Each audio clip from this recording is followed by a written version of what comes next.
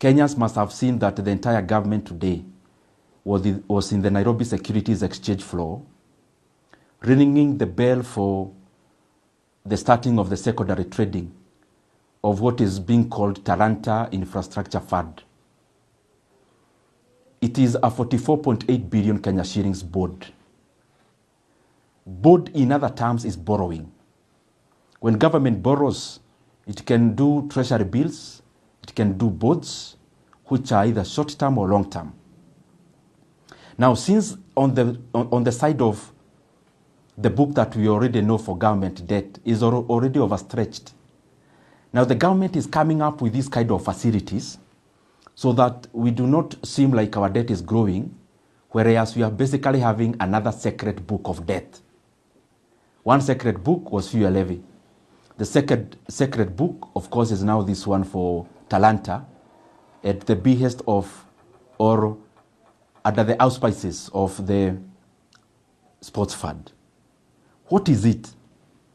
The Kenyan government is borrowing today, or has already borrowed, 44.8 billion Kenya shillings. That money is money to be spent today, but to be paid by Kenyans through taxes, and especially around betting and gambling, for the next 15 years, because most of the taxes or the revenue for the sports fund come from those two kind of areas. So we are spending revenue for the next 15 years today, so that we get political capital out of it today. But Kenyans will pay that loan for the next 15 years. It will be maturing in 2040. Now the interest rate is 15.04%. Those things seem just figures when you see them, but they affect every Kenyan. Because at that rate of 15.04%, it means boards that are paid semi-annually after every 6 months, the government will be paying from the sports fund around 3.4 billion Kenya shillings after every 6 months. So at the maturity of the board in the next 15 years, Kenya will have paid interest rates of 100 billion for a loan of 44.8 billion Kenya shillings.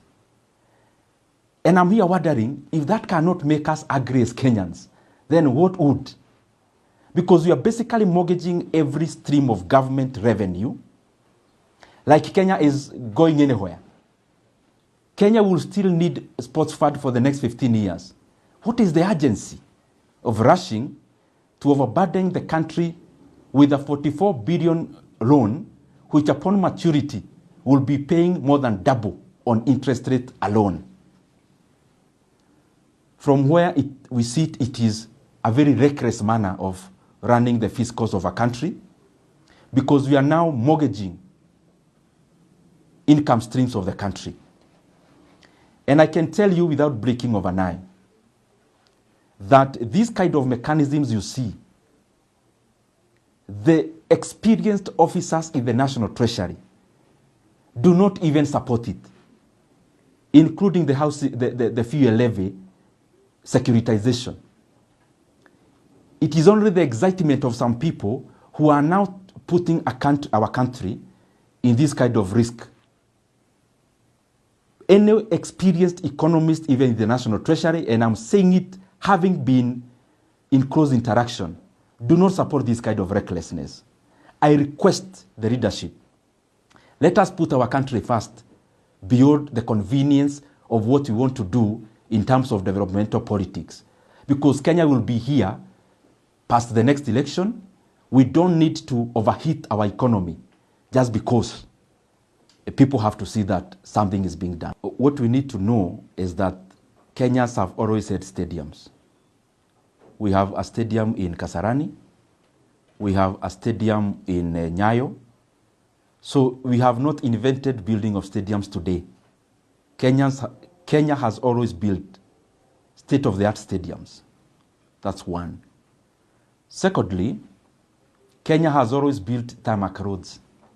In fact, if you do in terms of kilometers, there are more roads that have been built in the past than has been built today. So we are also not inventing building of tarmac roads. It then shows you that as we read at those services in terms of Kenya to the Kenyan population in the past, we never endangered Kenyans with this kind of financial engineering that is reckless.